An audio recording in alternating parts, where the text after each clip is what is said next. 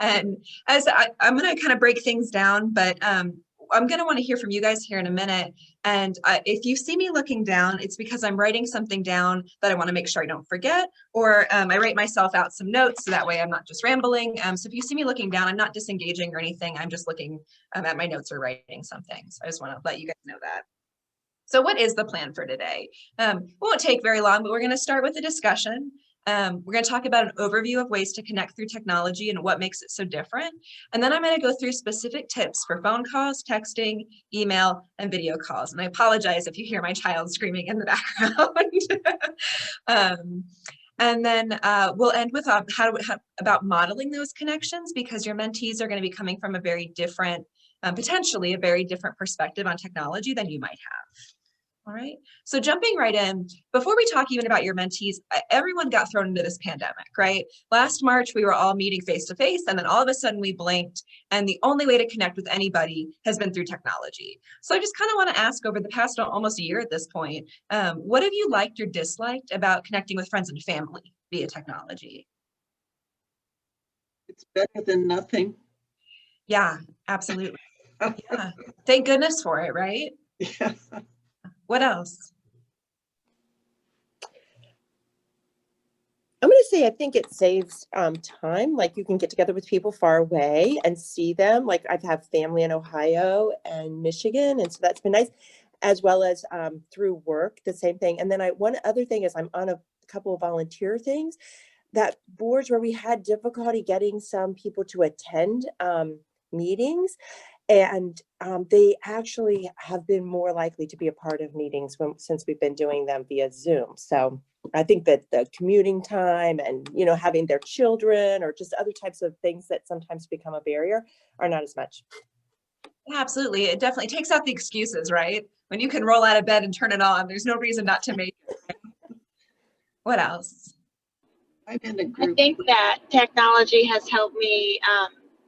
I do have a lot of Zoom meetings and things like that, and just to be able to work from home and still have a job, it's helped me a lot with just, keeping communication open. I love it. Lots of positivity. What about some of the dislikes? What have you guys not liked about having to communicate with technology? You don't get the same sense of, for me, body language is a lot. Mm-hmm. And I don't think you pick up on that as easily and as well when you're on, particularly if you're not in view of each other, if you're like just talking on the phone or computer or something. I think there's a lot of kind of distractions that, like even just getting started, like if I do something with my family, it takes about a half hour just to get everybody on and started. So there's a lot of frustration with that a little bit. Yeah. And so, yeah. Okay, thank you. Anybody else want to share? This is a plus, but I'm in another group where we have some elderly people who could not otherwise attend. And so we get to reconnect with them in a way we haven't been able to in-person meetings. Yeah, that's wonderful. There are a lot of positives, but I don't feel like we're as connected, so I kind of miss that human touch. Yeah, exactly. Human touch goes a long way. Yeah, and then even with work, the camaraderie and the joking and sharing lunch together, it's all gone. So, but it's back soon. Well, for some people, technology is a little bit off-putting, and then you don't, I think, communicate as comfortably. Yeah, absolutely. We were talking about this last night about how normally before these meetings, there'd be 10 minutes where kind of everyone's sitting around and they're more or less in small groups and you get to know the other mentors, you get to know the staff. But when we're like this, you kind of don't want to hijack the conversation, or you don't want to say it in front of everybody. So everyone kind of sits in silence and just stares at each other. It's taken a little bit of that human connection away. What about those of you who have had mentees over the past year? What have you liked or disliked about communication with them when it comes to technology? In Greenhouse, one of the issues was, in the first place, we're supposed to meet with our mentee every other week. And most of the time there was nobody available in the computer room.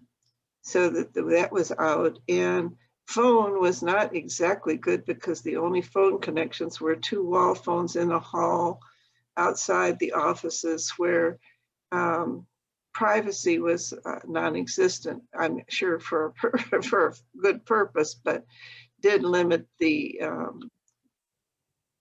openness and freedom, perhaps, of conversation. So I heard it's Crane House, but yeah.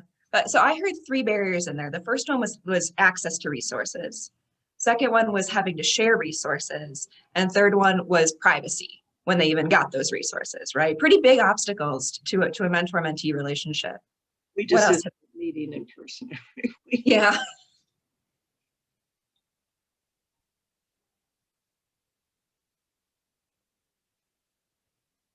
Anybody else been working with their mentee through technology?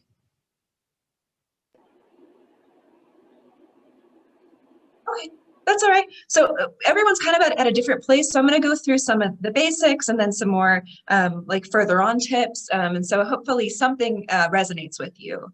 All right. So we're just going to talk about an overview first. So especially when you're first meeting your mentee, or really at any time you can check in, you want to ask their preferred method. Okay, how do you want me to connect with you? But I really, really want you to encourage you to try other methods, right? Most people, especially 20s, 30s, maybe even 40s, are going to say, I hate talking on the phone, right? They're going to say, all I do is text. I don't ever answer my phone. I really, really want you to encourage them to go ahead and try a phone conversation for a couple of reasons. One, you might find that they talk more anyway, right? People say they hate something, but once they get doing it, it's not so bad. And 2, it's going to help build that skill. Right now, if you want a job, if you want to connect with your family, if you want to do really anything in the world right now, you are going to have to use technology. And so if you have a mentee who's uncomfortable talking on the phone, that's a skill that needs to be built right now. If you have a mentee who doesn't know how to video chat, some of them won't have access to it, but if they have access to it and don't know how, they need to practice that with you. That's how interviews are being done. There is no way to get a job right now if you're not willing to video chat. Okay, so as I said, ask their preferred method, but try all of the methods. Make it a skill building moment. Hey, okay, we've talked on the phone, we've tried texting. What do you say we do some emails? How's your emailing skills? Right? Again, email is a skill building thing. You have to email your employer. You have to email your application. You have to email lots of things to troubleshoot. Okay. So using that as a reason to practice, but do respect their preferred method. That'll be the main focus of your communication, but encourage that outside of the box. Okay. Across all forms of yeah, I have grandchildren that are some ages of me, and I sit there and I spend 25 minutes texting, and that could have been taken care of in 2 minutes on the phone. And so I don't know what they have against the phone, but anyway, it's just like, it's an age thing, a generation. And I think it's you're meeting them where they're at, right? They want to text, even though it's kind of annoying for you, you still do it, which I think is wonderful. And hopefully they'll return that and phone call every now and then. Way time consuming. So across all forms of communication, I want you to use empathy. It gets lost a lot, especially like text messages and emails. People forget how to do the basics. So reflecting feelings. It takes 2 seconds in a text message to say that sounds frustrating, right? But can go a long way toward connecting you. You want to use those open-ended questions, those clarifying questions, paraphrasing, similar word choice. Also, I forgot to tell you guys, I see you all starting to write stuff down. We're going to give you these slides at the end, and they have a bit more detail in them. You'll get the ones that have my notes. So that'll, if you want to write stuff down, I won't stop you, but you don't have to write everything down. We'll give you that. So next part is having a plan, right? When you go to a coffee shop, you're going to grab your coffee. There's ambiance. There's people walking around. There are things that naturally come up in conversation. When you're using technology, you want to have a solid, these are the 3 things I want to make sure to ask about, and go in with that, write them down. Because you're not going to get very far in a text message if you're just saying, hey, how's it going? Right? You're going to get the good. and it doesn't go anywhere, right? Whereas in a coffee shop, there's just some things that are going to naturally happen. Or if you're going to a ball game together, there's things that give you conversation that doesn't happen so easily over technology. Video chatting is a little bit easier because you can maybe ask someone to share some things about their life. They can show you their pet. They can, if they've just got a new place, they can give you a tour. But especially with texting, phone calls, and emails where you can't see each other, you really want to have a solid plan going in. Can anybody think of some things that would always be a good idea to ask your mentee about as a solid plan going in? Maybe just ask them what's the best thing that happened that week and what's the worst. I like that. That's a great start. Yeah.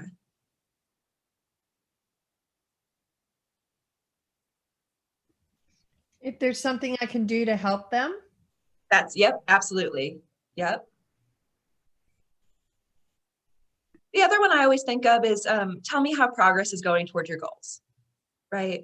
That's one of your main goals as the mentor, is to help them get to their goals. And so just asking about progress is a place to start. And then finally, you want to address misunderstandings, right? Auto text, autocorrect is going to make your text messages not come out the way you want them to sometimes.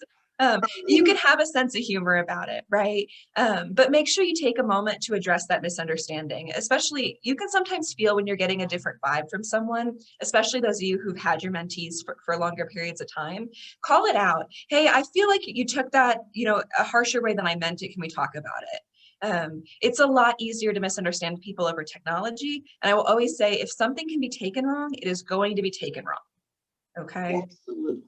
Yeah, absolutely. People, and they'll always assume it's their fault. They'll always assume that like they've done something to make you angry or something like that. So we'll talk about some specific tips on how to avoid coming across that way. But then finally, you always want to treat meeting with technology just like you would meeting in person. If you tell someone, I'm going to email you every single Friday evening, email them every single Friday evening. It's the exact same as when you go to pick somebody up. Someone is sitting there waiting, they're checking their email, they're expecting to see it, and it hurts when you don't do that. Okay. So we're going to jump into some specific tips here. So starting with phone calls, we want to have that warm greeting, right? Again, lots of people don't like talking on the phone. So having that warm greeting and that warm goodbye can make a world of difference for whether or not they're going to call you again. So that warm greeting is, hey, I'm so glad we were able to connect over the phone, right? Thank you so much for being willing to talk. I know this isn't your favorite form of communication. Something like that. Acknowledge that they've taken the step to talk to you over the phone, even if they didn't really want to. Okay. Same thing with the goodbyes. This was a great conversation. I'm really glad we were able to connect like this. Right? Something warm, genuine that lets them know that you're happy that they were there, and that it'll encourage them to want to do it again. The next one's a big one, is verbal nods. I can't tell you how many times I've been on the phone with someone and I can tell they're going like this, but I can't hear anything, right? And so you end up, are you there? Are you listening? Right? And they'll say, oh yeah, I've been nodding this whole time. Oh, that doesn't help me. I can't see you, right? So adding in those little extra mm-hms, not constantly, but people have natural pauses in between sentences. Throwing that in there, or you can even say, if you're not an kind of person, I'm nodding over here. I'm agreeing with you really a lot right now, right? Something to let them know that you're still there. Otherwise, they're gonna either think you're not paying attention, they're gonna think the connection's been cut, things like that. So having that little extra effort of making sure that they can hear something on the other side of the phone. Next one is enunciate. One of the main reasons people will tell you that they hate talking on the phone is misunderstandings. And it is frustrating to have to say what 3 times in a row, right? We've been kind of taught by society that if you have to say what more than twice, you just smile and nod. That's fine in societal, polite conversations, right? That is not what you want to do with your mentee. It lets them know that you care when you say, hey, I know I've already said what twice, but can you please repeat it again? And let me try to really listen this time. And let them know to do the same thing for you. Hey, sometimes I get mush mouth when I'm on the phone. So if you're having trouble understanding me, please let me know and I'll try to slow down and speak more clearly. Okay. On that note, you want to give your full attention. It's hard to focus on enunciating when you're doing other things. Don't do the dishes while you're talking. That being said, again, we're all stuck in our homes. Everyone else is stuck in our homes. Privacy has kind of been a thing of the past right now. So let them know. when you get distracted. Hey, sorry, I was distracted for the last few seconds. My cat came in, started eating the plant. I had to chase her out of the room. Right? Just let them know that. So, and again, it goes a long way for that connection. They know that you care, that you're coming off as disconnected for a moment, and letting them know the reason why. Okay. It's just that little something extra. And then a question that came up last time is, I've been leaving my mentee voicemails, but they're not calling back.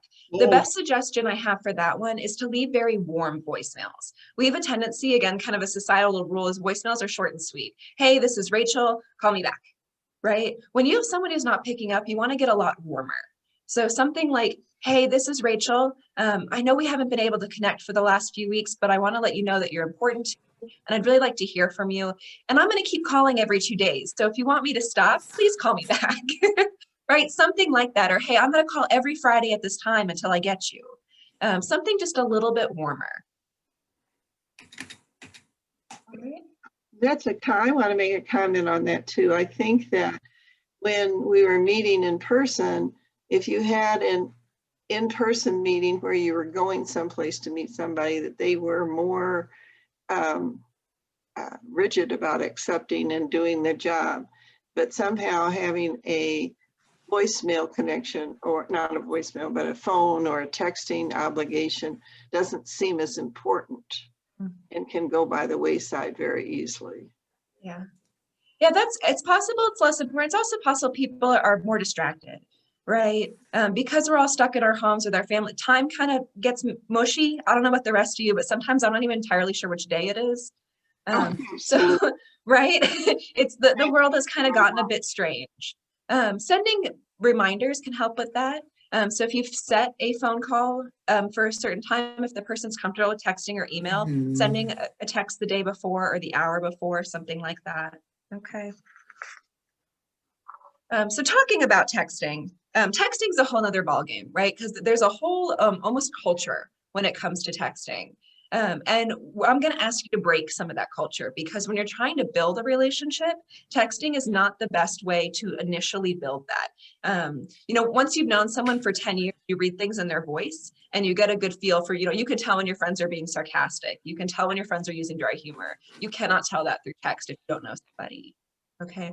Using full sentences goes a long way. So, and even just things like typing out thank you instead of TY. Right? TY is super casual. For some reason, when you're texting, typing out the full word thank you comes out as a lot more genuine, right? It's, even okay, adding the AY makes it a stronger effort on your part, which will be noticed. You want to keep your messages to 1 to 2 sentences. If it's looking like it's going to be more than that, really encourage a phone call. You can say something like, your question's really important to me and I want to give a full response. It's more than I think I can text. Could we set up a time to have a phone call? Okay. If you're typing out whole paragraphs, it's stopping making sense, right? We forget to use punctuation, autocorrect comes in, we tend to ramble, and the other person's not going to read it fully, right? So really think about that if it's going to take more than 1 to 2 sentences, to try to encourage more of a phone call or even email at that point, because then you have a little bit easier time rereading it. Okay. State when you will or won't respond. So something, again, in kind of text, current society, current culture, it's expected that you might disappear for hours at a time, right? You might be having a full conversation and then you go to work and you pick it up when you pick it up. When you're building a relationship, that can come off as a bit of a betrayal, especially like if you guys were having a good conversation and all of a sudden you disappear, it feels like to the person you've been texting is that you're just low on their priority list. Right. So that little bit of extra communication of, hey, I've got work for the next 8 hours, so I probably won't text you until later tonight. Right. Something as little as that, just letting them know I'm not going to respond during these hours. Or setting a set time for the next time you talk. So something like, I'll text again Sunday, but feel free to reach out before then if I can be supportive in any way. Right. And then again, text again on Sunday. That follow through. You want to ask meaningful, open-ended questions in text. Because leaving things just open, you're not going to get much back. So instead of just saying, what's up, you want to ask, what are you enjoying about your job? Right? We kind of talked about some of those questions earlier. What's been the biggest barrier in your job search?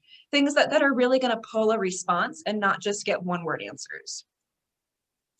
And then you want to give a reflection response. As I mentioned earlier, that gets lost really badly in text.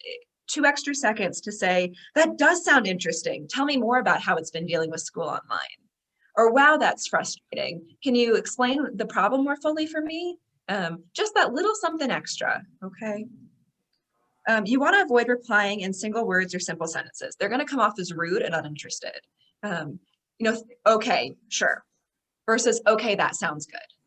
Right? Again, it takes you 2 extra seconds, but it's going to be a world of difference. People tend to read 1-word responses or even 2 or 3-word responses as dismissive. And then if you're comfortable with it, using emojis. I know not everybody feels comfortable with emojis, but that can go a long way to avoiding miscommunications, right? It's hard to come off harsh if you put a smiley face at the end, right? People are going to read it with a smile. I will say, and I said this last night too, be very careful if you're not used to emoji culture about which emojis mean what. The eggplant does not mean eggplant. And if you don't know what I mean, Google it. Okay. Just some things to think about. There's like a laughing face that's crying that people often confuse with a crying face. And you'll accidentally look like you're laughing at what someone says instead of, appropriately showing sadness. Right? So if you're not very comfortable with emojis, take some time to either get to know them or stick to the really basic ones. A smiley face is a smiley face, so you can't go wrong with that, right? And on that note, with addressing misunderstandings, if your mentee's using lots of emojis and different, memes and stuff like that, if you're not comfortable or aware of like what those things mean, use that as a time for you to expand your knowledge. Ask them about it. Hey, I've not seen that one before. I'm not sure how to interpret that. Can you tell me what that means? Okay. And that's also a chance to connect. It lets them teach you something, which can be a strong way to gain rapport. So now we're going to talk about email. On the slides that you're going to get, there'll be an example, but I'll read it out after I go through these. Again, that warm greeting and sign off, right? Emails in the kind of traditional sense sometimes are really very informal, and you want to kind of find that balance here between informal and not too formal. So you still want to have like, hey, their name, I'm glad to be able to connect with you like this, but you don't want it to be like, dear so-and-so, I hope this email finds you well, right? You want to ask, again, specific, meaningful questions, otherwise you're not going to get a response. If you just kind of send a generic email, they're not going to answer. Bullet point your questions so that way they stand out. And then you want to keep to about a paragraph or two, 7 to 15 sentences, anything more and it's going to go unread, or at least parts of it. And then again, it's giving that specific time of check-in. Okay, so I'm going to read you an example, which as I said, will be on your slides later, but I'll read it to you. So, hi, John. I'm glad we're able to connect this way. Thank you for sharing your email address with me. I've got 3 things I'd like to ask you about to get to know you better and see how I can help on your journey. So then it's bulleted 3 points. Number 1, you mentioned you are not enjoying your current job. What is it that you do not like? 2, do you have consistent internet connection? If not, how often are you able to check your email? 3, I was thinking I would check in every 2 weeks. How does that sound to you? Though you can always contact me sooner if there is something I can help with. I look forward to hearing back from you. If I don't get a response, I will try calling around this time next week. Thanks for connecting. Right, a little bit of extra warmth. I know I kind of read that in a robotic voice, but you're hoping that the person reads it with a little bit of extra warmth and put your personality in it, right? This isn't an email to your boss. This isn't an email to a job application. This is an email to someone that you're trying to have a relationship with, a friendship with. And so make it more like how you talk to your friends. Okay. And again, email's not a preferred way of getting to know somebody, but that might be the only thing that your mentee has access to for a while. And it can certainly be used as like reminders, like, hey, we had a phone call set up for tomorrow, just like send back, like confirm or something if you see this email, use it for that. All right, talking about video chats. So there's tons of different video chat apps. So a lot of them are free. So Zoom lets you use it for up to 45 minutes. I just heard, is it Google Duo that we were talking about last night? That one is free. Facebook Messenger, if somebody's got Facebook on their phone, you can do that one for free. FaceTime only works between iPhones. So if you have an iPhone and your mentee doesn't, you're not going to be able to FaceTime. Okay, so find a different way. So the first thing is finding out whether or not your mentee even has access to it and whether or not they're comfortable with it, and then setting it up with them, which might mean a long phone conversation of click this, click that, right? Getting to that point where they're able to use it. And as I said, even if they don't have regular access to it, if they are able to borrow one from a friend for a little while, or even go to the libraries when they're open, that's a skill right now that is needed in order to function in our current society. Okay, so try to at least try it once. It is, you know, it depends on what goals you guys are working on and where they're at in those goals. That might not be a very high priority, but if there's nothing else you're really working on right now, it's something to think about. You want to have a set plan for if it's not working, right? I don't know if you guys have experienced this, but it's incredibly frustrating to keep getting cut off, to have it keep freezing. And so letting your mentee know, hey, if we get cut off twice in a row, I'm going to go ahead and call you, right? Or, hey, if it keeps freezing, I'll text you so we can figure something else out. Okay. And let them know ahead of time. So that way there's not that frustration when it keeps happening. All right. You want to turn off or minimize your own video. So I don't mean this was a confusion last time. So I don't mean turn off your video so they can't see it. You want to leave like your actual camera on, but there's a way to turn off your own face on your screen. So that way you're not paying attention to yourself. And if you don't know how to do that, or if you're not sure how to minimize it, just focus on your mentee. People think it's not obvious, but especially when you're one-on-one, if you're checking yourself out in the screen, they can tell. Right? If you're looking at kind of, okay, okay. You could see that plain as day, right? And for some reason, people don't think about that. And they can tell when you're not paying attention. Okay. On that note with eye contact, video chat's a little weird, right? Because if we were actually making eye contact, I'd be looking up here. But now I can't actually see any of your faces, right? So eye contact has become this kind of bizarre thing where you're looking a little bit down, but you guys can still tell that I'm looking at you. Right? I can tell when you guys have your faces on the screen, and your mentee will be able to too. So keep eye contact with them, even though it's technically not eye contact, but they'll be able to know when your focus is on them. Okay. Visibly look interested. And again, nodding and mm-hms will help a lot to make sure that they know that you haven't frozen. Right.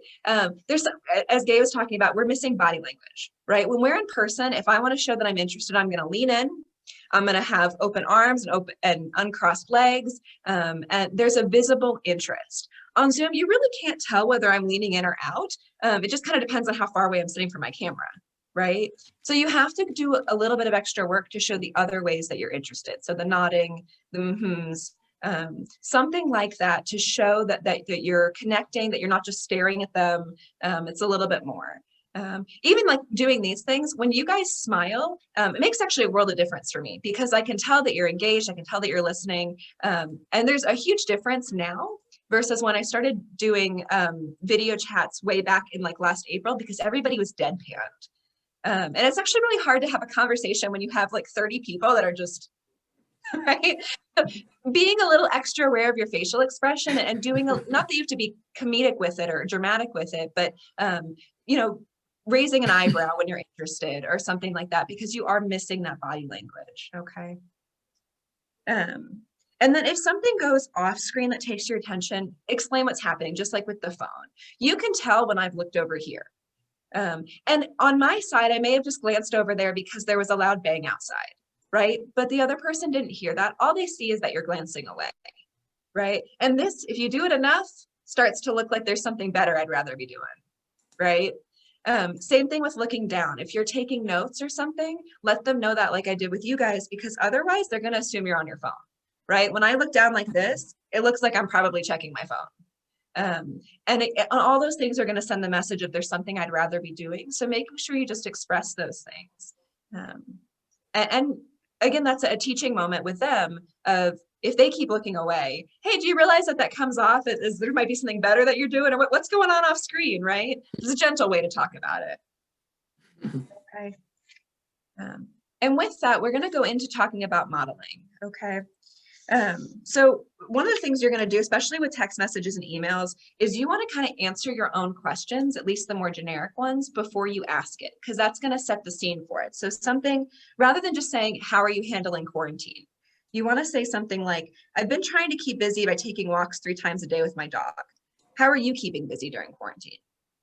Right, it sets the scene. It lets somebody know kind of what response is expected. For people who are not super comfortable with technology to begin with, they're going to take your lead, right? If you write a bunch, they're going to write a bunch. If you write one sentence, they're going to write one sentence. So leading with how you want that relationship to look. And same thing with like spelling things out, using punctuation. They're more likely to match that, which then you're also teaching a skill kind of without out loud saying, hey, I'm teaching a skill. Okay. You want to talk like you're already comfortable with each other. Again, so we're talking about in pre-COVID world, right? Emails were almost always formal. Text messages to someone you didn't know were very formal. When you're trying to build a relationship using these technologies, you have to drop some of that. Make it more relaxed, matching their word choice. You know, a good rule of thought is kind of treat it like someone you've already known for a couple of months at least, because that'll just kind of breed natural familiarity. Okay, and again, you're going to get more back. If something's super clean and professional sounding, it's going to be stifling, right? The person's not going to be sure how to respond to that. Or it's going to make them feel stifled, right? And then the last part we're going to talk about here is your mentees do not know these tips and skills. Why am I mentioning that? Don't assume anything. Yeah, yeah. What else? Why would I want to bring up the fact that your mentees don't know these things, potentially? They may misinterpret. Mm-hmm. And we probably can't expect that from them, you know, so don't act like you're like, you know what I mean? Like you said, model things. And I mean, you did mention like if they're looking away all at the time, that at some point you might call that attention. Does it look like you have something more interesting going on over there? But like, don't be offended or don't, you know, I mean, maybe try to help. Like over time, we're going to help them learn, maybe, like you said, that these are skills and that things can be interpreted one way or another and all of that. So yeah, Terry, you hit the nail on the head. Exactly, right? You're going to make this beautifully crafted email and you're going to get back, okay. Right? You're going to send these text messages that have emojis at the exact right point that really convey your message. You're going to get back TY. And I don't want you to get frustrated because those same assumptions that we worry about our mentees making, we tend to make ourselves, right? It's going to feel like they're disconnected if they're doing that. That may not be the case, right? The person who sends okay might be thinking, oh my gosh, they really like care about me. It's so nice, and I just don't know what to say back, right? The person who sent TY might be really thinking, thank you so much, but they're not really used to using text messaging either. They're not really sure how that's going to come off. Okay, so yeah, first step is let that roll off. Okay, they're not doing it to annoy you. They're not doing it to frustrate you. Like we said with video calls, people are at home with their kids and their animals and they're distracted. It's hard not to focus on your household when you're sitting in your household. So you've set this hour aside, you're in your private quiet room and they're doing all sorts of other things, right? It's not personal. And that it is exactly what it's going to be, is kind of a teaching moment, because again, if they're trying to do that during an interview, that's going to hurt. Okay. And that just reminded me something real quick that I had meant to say on the last side, but respecting their confidentiality, even through technology, right? Be aware of who's in the room with you. Be aware of who came in the room, be aware of who's in the room with them when you ask questions. It's appropriate to say, hey, who can hear me when I'm talking? Who could hear our conversation? Same thing on the phone. Okay. Be aware of your own background, right? Especially if you're video chatting in a room that you don't usually take visitors. If it's your bedroom or something, be aware of what's behind you, okay? And again, that's a teaching moment with your mentee. They may not think about that. They might be walking around with their phone and sharing parts of their life they didn't really mean to share with you, okay? So the second part of that why we're talking about your mentees not knowing these tips is you can use this as a mentor skill sharing moment. Okay, that, hey, I've just got a list of ways to connect through texting. Do you want to review them with me? Let's talk about them. Which one of these do you do, right? And then finally, we've talked about this a lot, but using it as a skill building chance. You know, they might be struggling with connecting with friends and family. They might be struggling with connecting with jobs. They might just be struggling to connect with friends. I mean, it's hard for people who have never had to use texting and video chats as a way to connect to all of a sudden be thrown into this. It can be really isolating. So using this as a teaching moment. Okay. Okay. What questions can I answer?